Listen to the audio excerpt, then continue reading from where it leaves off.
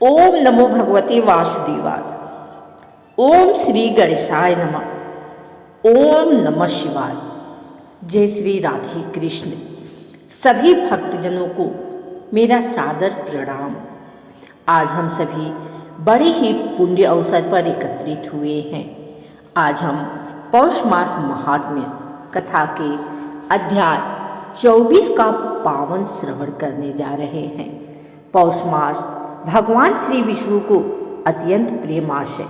इस मास में की गई भक्ति, जप, दान, स्नान और कथा श्रवण मनुष्य के जन्म जन्मांतर के पापों को नष्ट कर उसे मोक्ष के मार्ग पर अग्रसर करती है।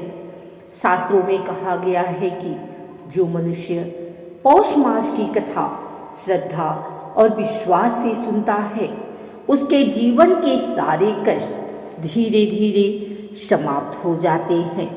तो आइए मन को शांत करके भगवान श्री हरि का स्मरण करते हुए कथा का शुभारंभ करते हैं।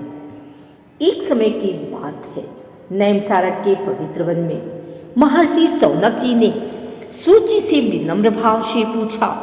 शौनक जी बोले, हे महामुनि, आपने अब तक पौष मास की महान महिमा का वर्णन किया।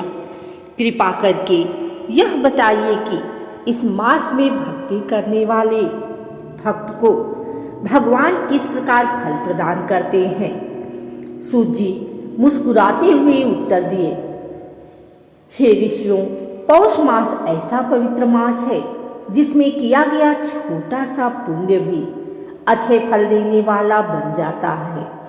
अब मैं तुम्हें एक अद्भुत कथा सुनाता हूँ जो पौष मास की महिमा को स्पष्ट करती है। धर्मनिष्ठ राजा की कथा। प्राचीन काल में एक धर्मप्रिय राजा हुआ करता था। वह राजा सत्य, दया और धर्म के मार्ग पर चलता था, परंतु उसके राज्य में एक गरीब ब्राह्मण रहता था जो अत्यंत कष्ट में जीवन व्यतीत कर रहा था। वह ब्राह्मण निर्धन था, उसके पास भोजन के लिए भी अन्न नहीं था। फिर भी उसके मन में भगवान श्री विष्णु के प्रति अटूट श्रद्धा थी। पौष मास का शुभ समय आया। ब्राह्मण ने निश्चय किया कि वह इस मास में भगवान का स्मरण करेगा, भले ही उसके पास साधन न हो। पौष मास का व्रत और भक्ति। ब्राह्मण प्रतिदिन प्रातः स्नान करता, ठंड की परवाह किए बिना नदी के शीतल जल में स्नान कर भगवान विष्णु का ध्यान करता। उसके पास दीप जलाने के लिए घी नहीं था तो उसने मन में ही दीप जलाया। फूल नहीं थे तो उसने अपने हृदय की भक्ति अर्पित की। वह प्रतिदिन कहता, हे प्रभु, मेरे पास कुछ नहीं है, केवल आपकी भक्ति है, कृपा करके इसे स्वीकार करें। भगवान श्री विष्णु भक्त की भक्ति से अत्यंत प्रसन्न हुए। उन्होंने उसकी परीक्षा लेने का निश्चय किया। एक दिन वे एक वृद्ध साधु का रूप धारण कर उस ब्राह्मण के द्वार पर आए और भोजन की याचना की। ब्राह्मण के पास स्वयं खाने को कुछ नहीं था, फिर भी उसने बिना सोचे समझे जो थोड़ा सा अन्न था वह साधु को अर्पित कर दिया। ब्राह्मण की इस निस्वार्थ सेवा से भगवान अत्यंत प्रसन्न हो गए। उन्होंने अपना वास्तविक स्वरूप प्रकट किया। भगवान बोले, हे ब्राह्मण, तुमने पौष मास में सच्चे मन से भक्ति, दान और सेवा की है। तुम्हारे सारे कष्ट अब समाप्त होते हैं। उसी क्षण ब्राह्मण का जीवन बदल गया।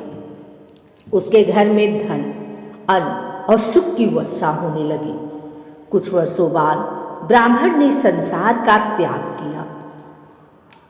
भगवान के दूत आए और उसे बैकुंठ धाम ले गए। सूत जी बोले, हे ऋषियों, जो व्यक्ति पौष मास में श्रद्धा, भक्ति और सेवा करता है उसे यही फल प्राप्त होता है। पौष मास हमें सिखाता है कि सच्ची भक्ति साधनों की मोहताज नहीं होती, मन की पवित्रता ही सबसे बड़ा दान है। भगवान भाव के भूखे हैं, वस्तुओं के नहीं। जो व्यक्ति पौष मास की कथा सुनता है वह अज्ञाने में भी पुण्य अर्जित करता है। इसी के साथ पौष मास महात्म्य कथा अध्याय 24 संपूर्ण होती है। जो इस कथा को सुने, पढ़े या सुनाए, उसके जीवन में सुख, शांति और समृद्धि आए। ओम श्री विष्णवे नमः। जय श्री हरि।